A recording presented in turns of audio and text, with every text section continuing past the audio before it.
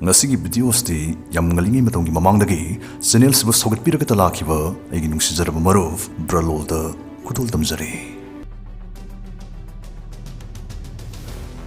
Mi Kharadi Thiga Chap Mannei nangna phanayam khangjilasu tangkak amada soidana phaidokidabdi yaroi.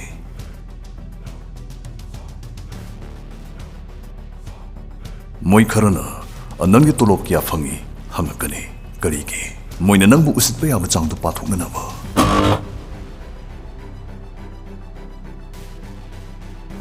Makhoi kharana iwa chanafamda moigi calorie du chakthegalli kharana ningsingba mi chakthegalli.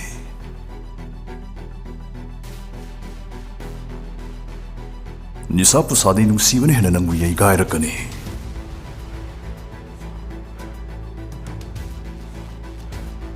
Nangna nang oirambaidamok kanamtada lale khak haijagano.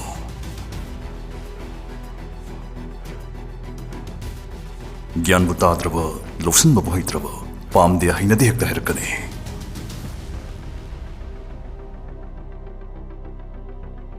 Aibu nainagano maduna nang biye khak lohela oi.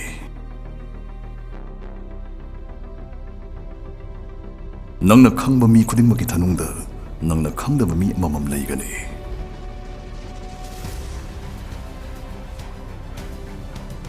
Aibu moina phumjanam honaki aisi maru amani khangjahudadana.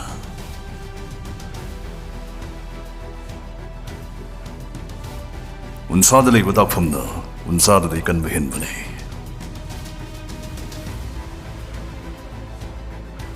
Wasakbaga anganga chap mannei sembadi laigani pokpadi lugani.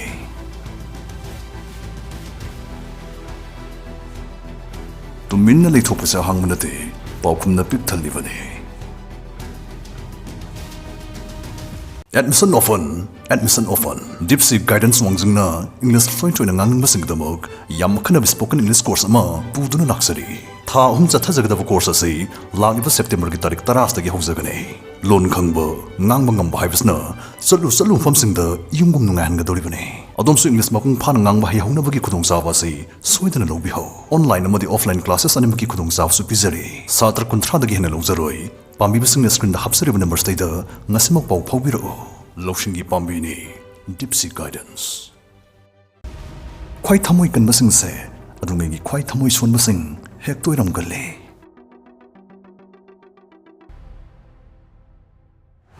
Khwai paisana loimak pudi nate adug loimak ta paisagi darkar lei.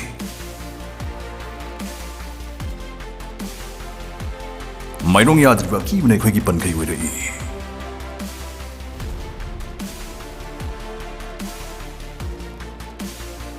Ay adum phani maram ama piratri fauti.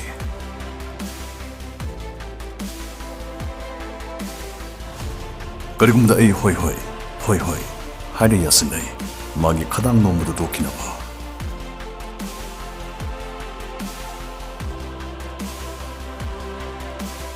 Wahina sohan kiba sopasing oishinbu khwai tappe.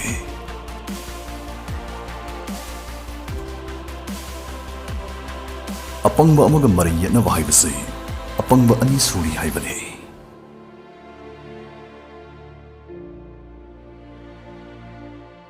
Ay ngawunate aigi taibung asna nangidudai mamal tangba kitang helambane.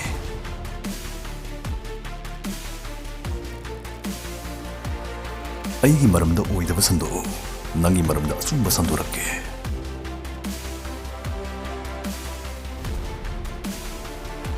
Khon wangkat kano marai khuya tu pagadalo.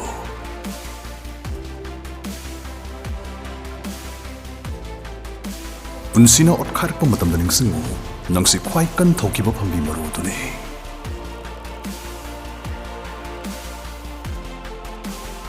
Mapi ningthina setpani paduna six packs da matranga bani padudagi mithumba hele.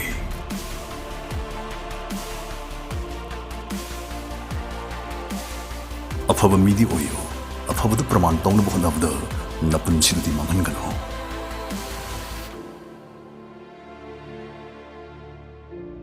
Tumbadagi hena mamal yamba aigi mangla namalai.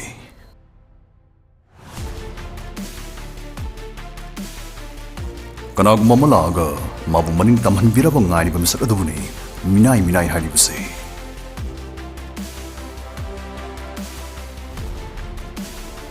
Moina toksinaba malhanba asu yam hairisi kamain tawrino khangde. Aidi aina hainadaba mida hello faw usarun singna kawbu thokte.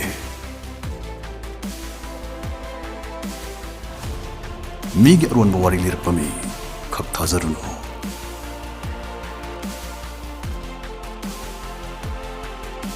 Thora binang lei jahuro he bidai haibe yarabuda hoi hoi yaida hairaga mison khak oigeno.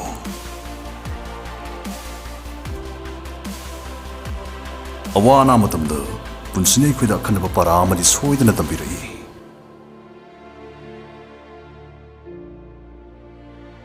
Chap manaba chahi 63 hingaga punsi ko yaroi.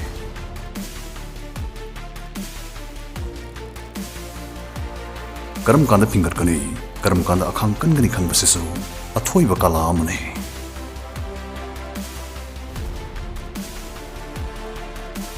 Aina utpo utpadu kaktani, nangna uriba.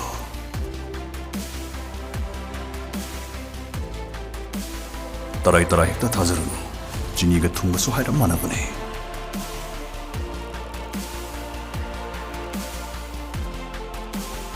Lalak nabai thongdudi moina thudek jare aduga hekta swang lai kaidobu yang lakidrino.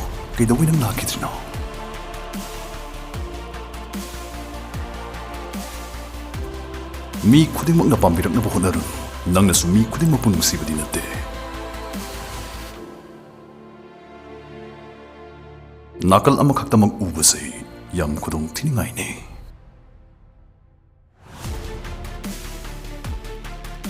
Anova nungsiba aduda kiba nate ariba China adudane.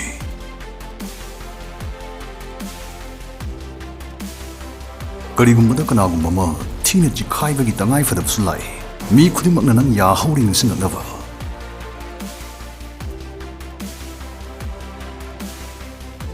Aigi thogalonsi nangi lamchatki makha pole.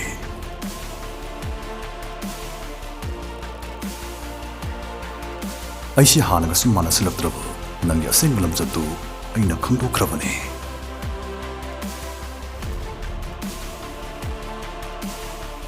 Kanamtana nang yingthirakraba nang mayamna bit dainadaba kinom tonglerabane. Lona China khangu achikpado isilalo mimangdadi langna ngalo. Nonglai khuding mang tahalagi lakpanate Kharamadi nangi lambi singdokki lakpane. Khongpak na kawge di khongthang ani tungdan nukpadai.